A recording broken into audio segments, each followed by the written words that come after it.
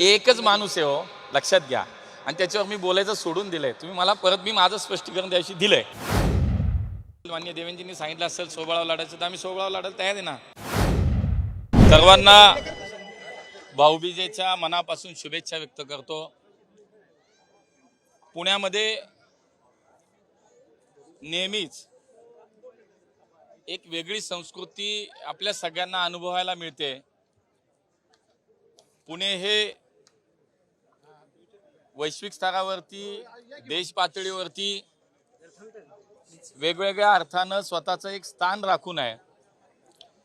विद्येचं माहेरघर, सांस्कृतिक राजधानी, एक ऐतिहासिक मोठा वारसा असलेलं शहर म्हणून पुण्याची ओळख आहे.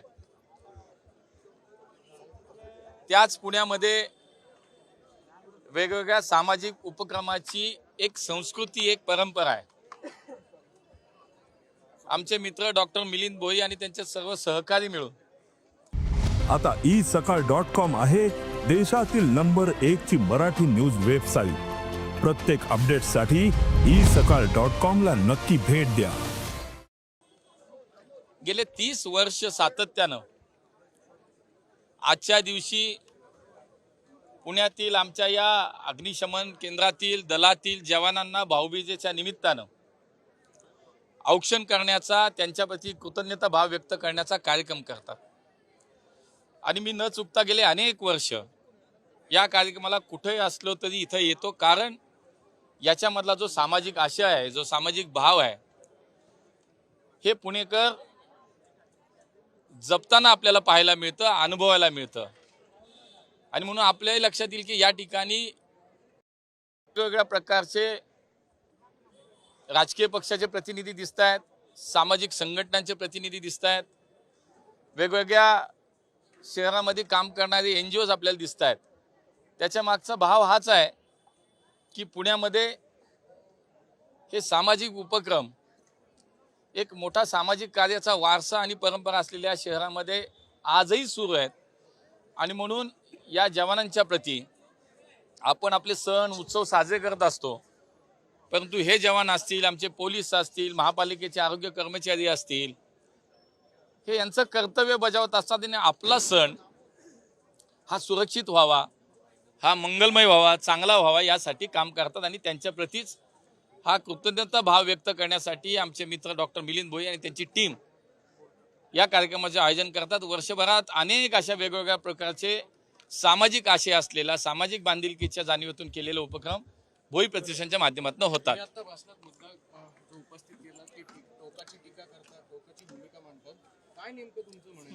नाही, मी त्याच्यात तुम्ही व्यक्तिगत घेऊच नका.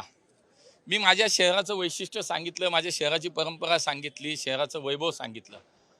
शहरामध्ये आज आमच्या प्रत्येकाची ही जबाबदारी आहे की कुठल्याही पद्धतीने या शहराचं हे वैभव टिकवणं, या शहराची परंपरा कायम राखणं ही त्याच्या मागची भावना होती. एक प्रश्न आहे, तुम्ही महापौर असताना निलेश नवलाखा एक बिल्डर आहे, त्यांनी आता सोशल मीडियावर एक व्हिडिओ व्हायरल केलेला आहे की महापौर असताना तुम्ही त्यांचं काम बंद पाडलं. हे बघा, मी घेतली माहिती. विचार करा की ज्यावेळेला या शहराचा महापौर म्हणून मी तिथं काम करतो तेव्हा या शहरातले नागरिक अनेक वेगवेगळ्या प्रकारच्या समस्या घेऊन माझ्याकडे येतात. बानेर बालेवाडीतले काही शेतकरी माझ्याकडे त्यावेळेला आले होते. मला आठवलंही नाही 5 वर्षापूर्वी काय घडलं, मला ते काल जो व्हिडिओ पाहिला कळलं. मी त्याची माहिती घेतली आणि बानेर बालेवाडीतले बालवडकर नावाचे काही शेतकरी त्यावेळेला आले आणि त्यांनी सांगितलं की ही खोटी मोजणी करून या बिल्डरनी ही प्लॅन सँक्शन केला आहे आणि त्याच्यामध्ये काहीतरी अनियमितता आहे, त्याच्यामध्ये काहीतरी चुकीचं झालं आहे. मी जेव्हा प्रशासनाकडनं माहिती घेतली तर त्याच्या अगोदरच प्रशासनाने त्याच्यावर स्टे दिलेला होता. मला असं वाटतं 4-4, 5-5 वर्ष ज्या एखाद्या कामावरती स्टे असतो तेव्हा त्याच्यामध्ये महानगरपालिका प्रशासन, आता मी तर महापालिकेत नाही, महापालिका सोडून मी 5 वर्ष झाली. मला असं वाटतं त्याच्यानंतर तर 3 वर्ष मी लोकप्रतिनिधी पण नव्हतो. आत्ता वर्ष 1.5 वर्ष मी पुन्हा लोकप्रतिनिधी झालो. हे असं कुठून तरी 5-6 वर्षापूर्वी. आणि बरं, याचं उत्तर महापालिका प्रशासन देईल ना. आणि कोणी उठायचं, काही आरोप करायचं. मला असं वाटतं याच्या मागे कोणीतरी चावी देणारा वेगळा असेल तर ते मी काही लक्ष देत नाही. आणि माझं म्हणणं आहे की माझी तुम्हाला विनंती आहे, हे विषय पण नको. पुणे महापालिकेच्या बाबतीत एक प्रश्न आहे. पुणे महानगरपालिकेत खरं तर आता येणाऱ्या निवडणुकीत मनसे असेल, शिवसेना असेल, ठाकरे गट एकत्र लढतील. राष्ट्रवादी सोयीनुसार जिथे गरज असेल तिथे एकत्रित लढतील असं देखील सांगितलंय. काय कसं बघता हे आव्हान असेल भाजप म्हणून तुमच्यावर देखील मोठी जबाबदारी असणार आहे. नाही बघा, फटका बसेल. नाही बघा, शेवटी आमची राज्य स्तरावरती आमची महायुती आहे. आम्ही अजितदादांची राष्ट्रवादी, शिंदे साहेबांची शिवसेना, आम्ही सगळे एकत्र आहोत. आमचे नेते जो आदेश देतील त्याच्यावरती निश्चितपणे आम्ही तोच आदेश आम्हाला सगळ्यांना पाळावा लागेल. त्यामुळे स्थानिक स्वराज्याच्या निवडणुका ह्या आमचे नेते, महायुतीचे नेते एकत्रित बसून जे ठरवतील तो निर्णय आम्हाला मान्य असणार आहे. आमच्या राज्याच्या नेतृत्वानं आम्हाला मागच्या आठवड्यात बैठक झाली तेव्हा हेही समजलं, हेही त्यांनी सांगितलं की कदाचित काही ठिकाणी स्थानिक पातळीवरती याचे निर्णय घ्यावे लागतील.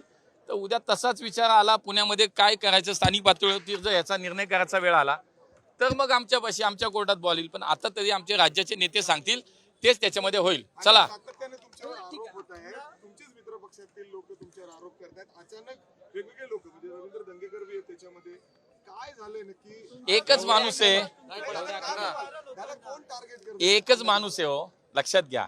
आणि त्याच्यावर मी बोलायचं सोडून दिलंय. तुम्ही मला परत मी माझं स्पष्टीकरण द्यायची दिलंय. ऐका, एकच व्यक्ती आहे, आता त्याला काय बोलायचं हो? ते वोट सुट. मला म्हणणं आहे की तुम्ही सुद्धा ज्या वेळेला एखादा बाईट घेताय, मुलाखत घेताय, तर या शहरातली हे वातावरण बिघडणारी ही जी मंडळी आहेत, मला असं वाटतं त्यांचे बाईट घ्या, मुलाखती करा, पण आधी त्यांचा एकदा कागद तपासा, त्यांचे पुरावे घ्या आणि त्यांच्या बिंदास तासभर मुलाखती लावा. माझं म्हणणं हे बघा आधी. उगाच उठायचं, काही चालवायचं, उठायचं, काही आरोप करायचे आणि हे व्यक्तिगत आहेत. ज्या वेळेला ही निवडणूक झाली, तुम्हाला सांगतो, लोकसभा, विधानसभा, राजकीय नैराश्यातनं, वैफल्यग्रस्त माणसाकडनं दुसरं काय अपेक्षा नाही. त्यामुळे तुम्ही मला खरं तर मी माझं स्पष्टीकरण दिलंय, पुन्हा त्याच्यावरती बोलू नये असंच मला वाटतं.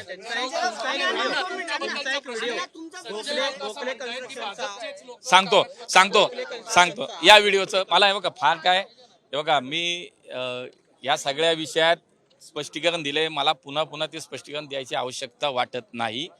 मी माझ्या पुणेकरांसाठी ते स्पष्टीकरण दिलं, हेही मी तुम्हाला त्या दिवशी सांगितलं. आता 5 वर्षापूर्वी मी त्या दिवशी सांगितलं, गोखले, विशाल गोखले हा माझा मित्र होता, आहे आणि राहणार आहे. यात बदल आहे का? नाहीये. 5 वर्षापूर्वीचा एक व्हिडिओ काढला आणि त्यात सांगितलं की मी जाहिरात करतो. 5 वर्षापूर्वीचा व्हिडिओ आहे, तो कालचा परवाचा नाहीये. माझं म्हणणं जैन समाजाच्या विषयात, जैन बोर्डिंगच्या विषयातली सत्यता तपासा, त्याची माहिती सगळ्यांनी तुम्ही पण घ्या आणि मग बातम्या करा. एक आता परत आता हा व्हिडिओ आला, परत काल कुठं ते बघितलं मेन सावनीची जाहिरात कोणते करत होतं. मग काय पार्टनर आहेत का? काहीतरी मला असं वाटतं की ह्याच्यात जाऊ नये आपण. माझं म्हणणं आपल्याला एवढंच आहे की या शहराचं नाव खराब होऊ नये. या शहराची संस्कृती आहे, एक राजकीय संस्कृती आहे. कुठंतरी एक माणूस या राजकीय संस्कृतीवर वाट लावून टाकतोय. तेवढं सावध राहा सगळ्यांनी.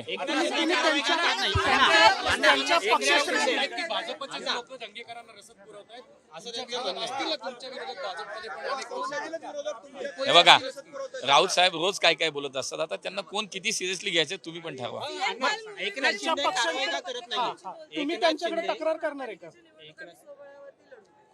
सीएम साहेबांनी आदेश दिल्यानंतर लढू. एकनाथ शिंदे का कारवाई करत नाहीये रवींद्र दंगेकर यांच्या? हा त्यांचा अंतर्गत विषय आहे. नाही, हे बघा, नाही, हा त्यांच्यातला. महायुती म्हणून तुम्ही एकत्र लढणार असं? नाही, मी तसं नाही म्हटलं. मी तुम्हाला असं म्हटलं की आमच्या नेत्यांनी सुद्धा हे सांगितलं की काही ठिकाणी स्थानिक पातळीवरती त्याचा निर्णय घेतला जाईल. आज आमचे नेते जर म्हणत असतील, माननीय देवेंद्रजींनी सांगितलं असेल सोबळावर लढायचं, तर आम्ही सोबळावर लढायला तयार आहे ना, काहीच अडचण नाही. दंगेकरांचा प्रश्न नाही, मी त्याच्या मला तो त्यांचा अंतर्गत विषय. ऐका ना, एक मला असं वाटतं की हा त्यांचा अंतर्गत विषय, त्यांच्यावर कुणी कारवाई करावी न करावी, काय करावी. आता ज्यावेळी त्यांना हे कळेल की काहीच आधार नसलेला विषय सुरू आहे आणि काहीच त्याला बेस नाही, त्याला नाही पुरावा नाही, त्याला काय आधार नाही, कागद, तर शेवटी त्यांच्या नेतृत्वाला तो विचार करावा लागेल. देश विदेशातील प्रत्येक घडामोडींचे लाईव्ह अपडेट मिळवण्यासाठी आता साम टीव्हीच्या सर्व सोशल मीडिया प्लॅटफॉर्मला लाईक, फॉलो आणि सबस्क्राईब करा. तसंच सर्व नोटिफिकेशनसाठी बेल आयकॉन प्रेस करायला विसरू नका.